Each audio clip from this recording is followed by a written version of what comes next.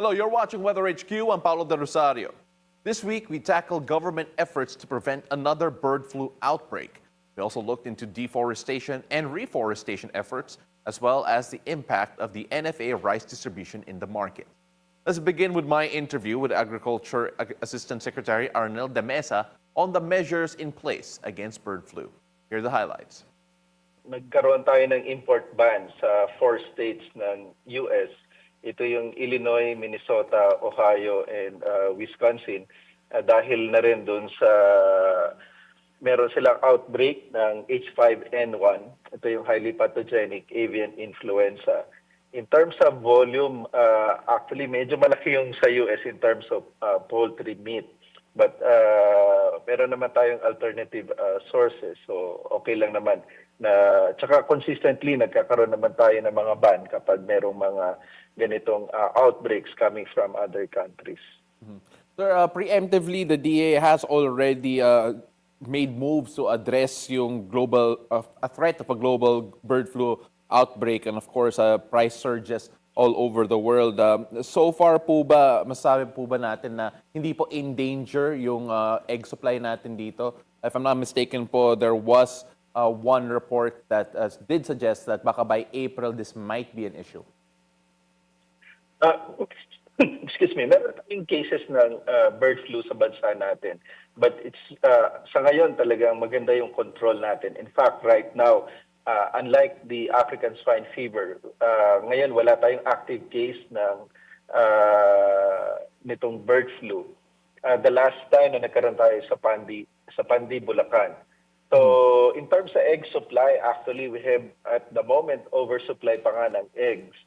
And yung naunang nabanggit, na by April, magkakaroon tayo ng shortage, it's just parang active response ng DA to ensure na hindi mangyayari ito because na rin nga ng sobrang cases ng bird flu sa United States. So, right now, we're doing everything para masigurado that we'll Sir, for those who are not familiar po with how bird flu can affect humans po at kung bakit apektado yung supplies when it comes to poultry when there is a bird flu outbreak, can you give us more information on how the virus can be transmitted to humans and animals and what should be done preventing infection po?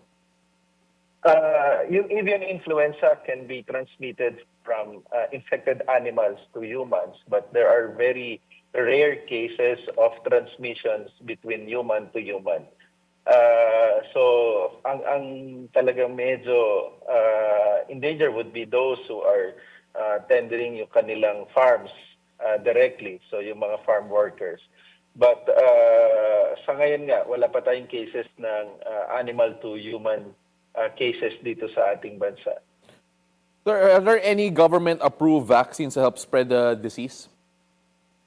Meron na tayong ongoing na ngayon, under trials nung vaccine for bird flu.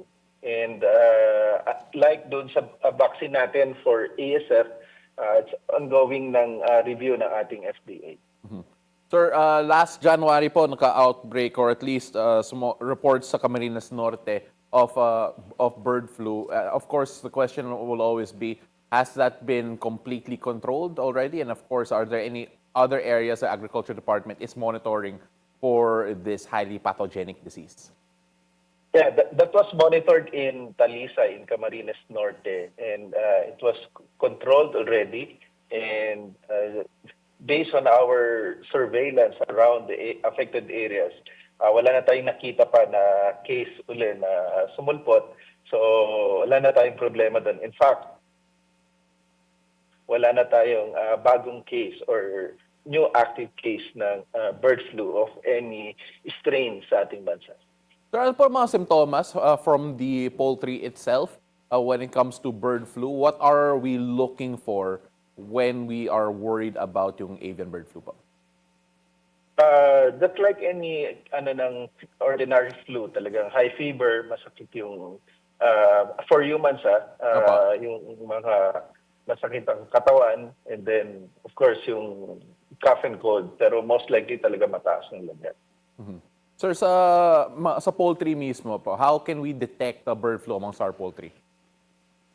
Ano yan, talagang sudden death din sa mga poultry natin. So mabilis din yung pagkalat nito. Sir, your message to the public right now who are worried about bird flu and of course how it can affect yung poultry supply po natin dito sa Pilipinas? Again, I just would like to assure our countrymen na controlled yung cases ng bird flu sa ating bansa. No need to worry about the supply. In fact, ang poultry subsector natin ang nagko-contribute sa growth ng agri-sector. For the past how many quarters and years, consistently tumataas yung production natin ng poultry and yung eggs natin. And it's safe to eat poultry products, but nevertheless, it's always advisable to cook them properly. When we return, we'll have the Department of Environment and Natural Resources on the issue of deforestation and efforts to counter it. Stay tuned. Bawat anggulo ng bawat issue. Nagsagawa ng mock polls ang Commission on Elections sa 30 barangay sa bansa kaninang umaga. Bawat detalye ng mga napapanahong pangyayari. Pinaiimbestigahan sa Kamara ang hindi pa rin nababayarang reimbursements ng mga ospital sa PhilHealth. Tuloy-tuloy na ihahatid kahit hanggang Sabado at Linggo. At yan ang ating weekend agenda ngayong Sabado. Ako si George Cahiles. Sa bawat issue may anggulo at ang balita may agenda.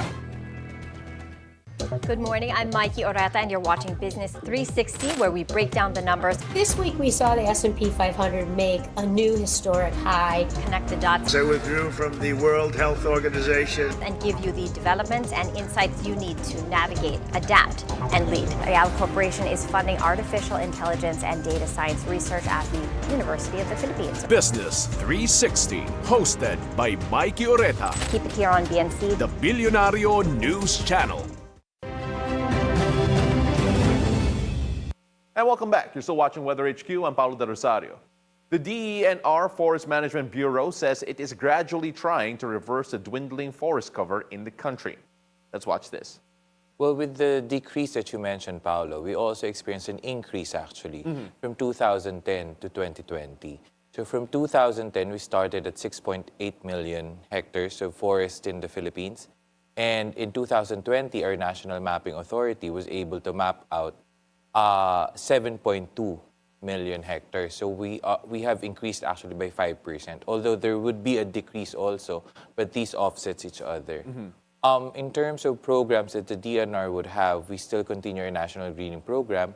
It will end by 2028. We are expected to have rehabilitated and started rehabilitation actually in more than 1.5 million hectares. But we are now launching the 1.2 million hectares of potential investment areas, which will be available for a number of different investment options in forestry, which includes rehabilitation and reforestation as a business model also. When you say as a business model, obviously a lot of people, some people do say that, okay, for some businesses to thrive, deforestation is a bit necessary. You see that when in certain industries, when it comes to real estate, maybe mining as well.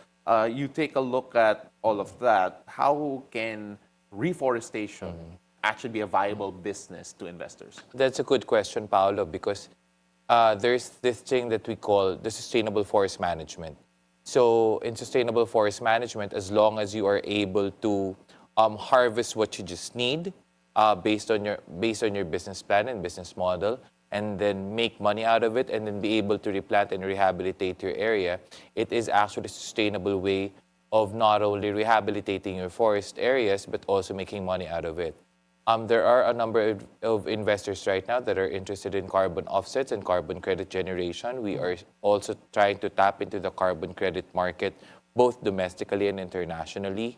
We don't have it yet here in the Philippines, but it's been there in the international market worldwide. So there are a lot of options where we can put in reforestation and forest rehabilitation as a viable business model. It's not necessarily just on the extractive side of things. Yeah. This 1.2 million hectares for potential investment areas are purely just for forestry. There are separate areas for mining and other investments. What is the requirement for the Philippines to be able to tap into that carbon credit? So first of all, we need to have a domestic carbon market, and we need to implement fully the Paris Agreement which we signed in 2015. just last year in Azerbaijan, in Baku, where the Secretary of Environment and Natural Resources headed the delegation to the Climate Change Conference, a set of rules was already agreed upon by the Conference of Parties on how to implement carbon trading, carbon offsetting between governments.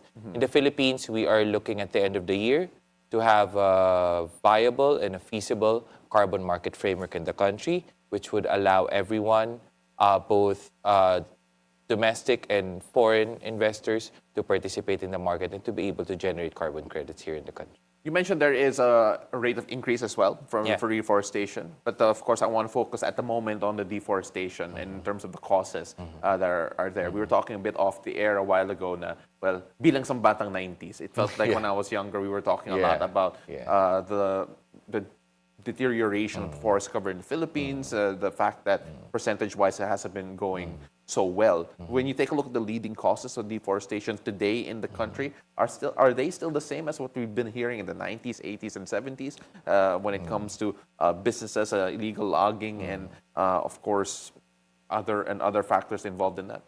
Well, not necessarily the same as decades past, no, because in the 70s and in the 60s we were still a timber-producing country, largely producing timber for export abroad. Yeah. But now that we have been dwindling in that market, one of the main issues right now is migration to the forest lands, meaning people are setting up their communities, their residences in the forest lands, which are not really meant to be converted into living spaces. This puts stress to the forest and to the landscape. Also, we have timber poaching that is still prevalent in the country, which we are trying to address and we are trying to minimize. We have been able to minimize our logging hotspots, or where timber poaching is prevalent by some degree. Yeah. But we want to put it down to zero.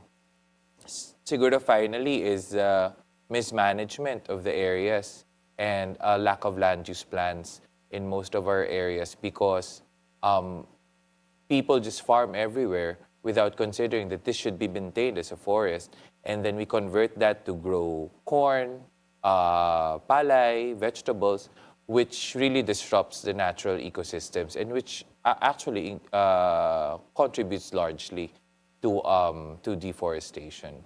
Attorney, we talked a lot about the projects that you had a while ago, and I just want to tell you a quick story of why we decided to invite the DENR. It was because we were brainstorming during Valentine's Day, and we were thinking about what can we do nature-themed and love-themed at the same time. Then nabalitaan po namin na may tree-hugging campaign kayo. Yes, we do. So yeah. it just fit perfectly like a glove. You talk about efforts like that. Can you give us a bit more of a background on that? Yeah, so the tree hugging campaign, it started in India, in northern India, as a campaign to stop deforestation and the cutting down of trees. It was started in the 70s, actually.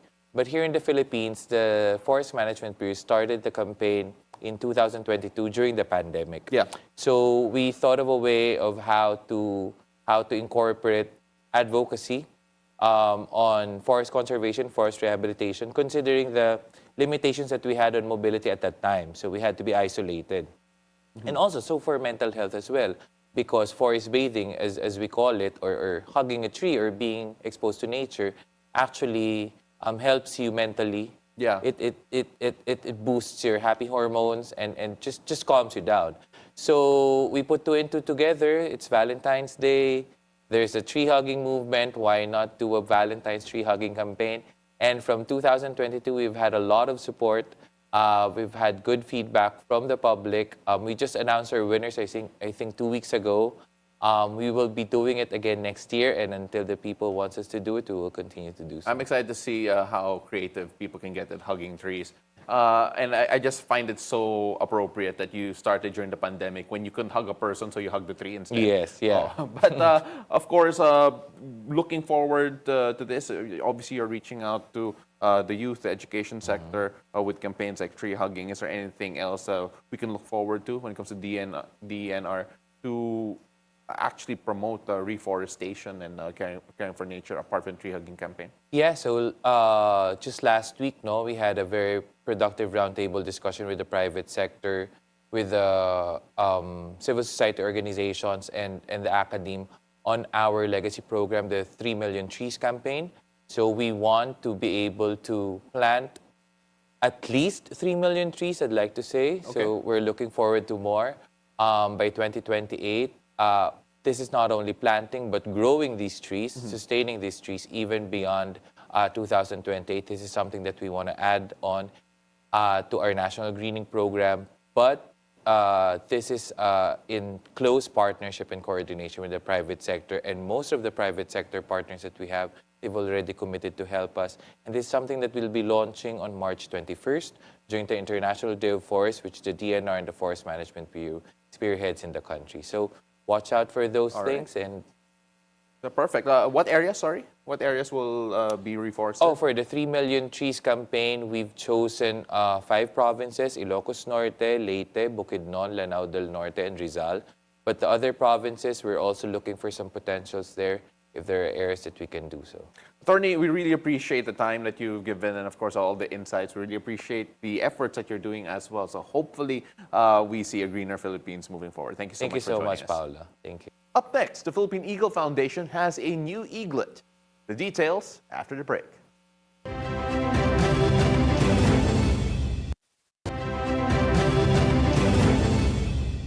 Welcome back to this Weather HQ. The Philippine Eagle Foundation recently welcomed a new eaglet hatched naturally without human assistance. We talked to the foundation's director about how they help ensure the eaglet's survival. Let's watch this. The new facility, the National Bird Breeding Sanctuary, it started only last year in February. And now, barely a year later, we have the first live captive bred eaglet produced from that facility. So this gives us hope that the new facility is really very appropriate for the species, and we're anticipating more eaglets that will be bred from this new facility that's nestled at the foot of Mount Apo. So we're all very excited. We think that this is the start of a string of successful hatching, and hopefully next year, if we have additional birds, then perhaps we can also attempt the first release of captive bred birds to the wild. Doc, first of all, na-distract ako sa background mo. I had to double check kung totoo yung eagle doon sa shoulder mo. But of course, when you take a look at the key factors that led to this successful hatching, because there was a successful hatching last time. Unfortunately, that chick did not survive long. What is different about this procedure, this process, and what can we do to ensure na si Riley will have a long and healthy life?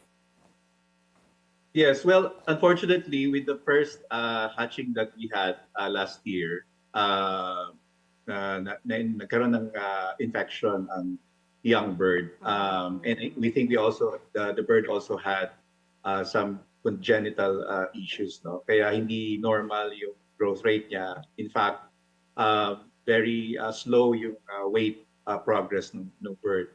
But this time, we're very happy because very normal yung development ng chick natin. Again, the hatching was unassisted. Ibig sabihin walang human intervention or human assistance. The chick hatched by itself, just like your chicks in the wild. They don't get any help from the parents. And then looking at the weight progress, very normal. No? Yung graph ng kanyang weight gain is within the normal range, similar to successfully hatched eagles like Pag-asa, Pagkakaisa, and others. So we really think that the new breeding facility is really working for the benefit of our national bird. No? The new breeding facility is very much isolated. We don't accept visitors. It's relatively far from houses and human habitations. And it's also nestled, again, at the foot of Mount Apo, which is a natural Philippine eagle habitat. So the Philippine eagle photo in my background is actually a female eagle. Her name is Philippine Eagle Sinabadag. We've been monitoring her. Okay. And this nesting territory, wild nesting territory, is the neighbor of the new breeding facility. So we're very happy kasi yung assumptions namin na yun nga, if we transfer the birds to the right place, the right environment, magiging productive sila, and we're excited for yung prospects of hatching more eagles that eventually can be released back to the wild. Doc, were there any unexpected challenges or surprises during Riley's first few days? Yes, well, I think a challenge would be the fact that when the egg was laid and our team from the center looked at the egg, inspected it as part of the protocol, may mga pores or butas siya. So apparently, they were saying during our Zoom conference na may mga small holes doon sa shell. And so what the team did was to do emergency procedures by applying yung patch doon sa mga pores na to. And that worked apparently, no? So that's one of the challenges. But again, we have standard procedures or protocols to address that. And apparently that worked. We had a very successful hatching. And after that, I think it was smooth sailing. Although we were very much guarded, the team really implemented strict biosecurity protocols. No? We've modified yung biosecurity protocols natin.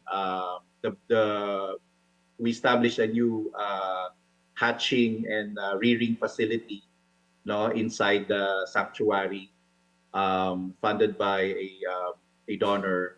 And so we think that all of this, no, yung guarded protocols, and then a new building for incubation and rearing, and then of course yung patience and diligence ng mga animal keepers natin, mga experts natin, to really monitor yung progress ng egg and the chick contributed to that success. Yeah, Doc. Sorry, go ahead, Mo. I was just going to say congrats to you and your team for this being so successful. I'm just curious to know, what are the next steps to Riley's development? So hopefully one day I can go visit if allowed. Mo visitors nga eh. Kaya that's why I said if allowed one day. Well, we're very excited because again, Riley is growing so fast. They had to transfer the bird to the eaglet when and a bigger nests. And then the bird is already getting its daily sun baths, which is very important. The team using again strict protocols, nilalabas nila si eaglet Riley to get his sun rays, and then eventually the bird will be mentored by an adult Philippine eagle. So he or she can learn the ways of being a proper eagle. But we're intending Riley to become one of our breeding birds. But if we get another eaglet next year from the same parents, then the plan is to perhaps release this bird back to the wild. So while Riley would be a representative of her bloodline in captivity, then we're hoping that his or her siblings can be released back to the wild, where he can become a pioneer eagle for the wild population. And that's Weather HQ for this week. Join us again next week, only here on BNC, the Bilyonaryo News Channel. I'm Paolo del Rosario. Have a great weekend.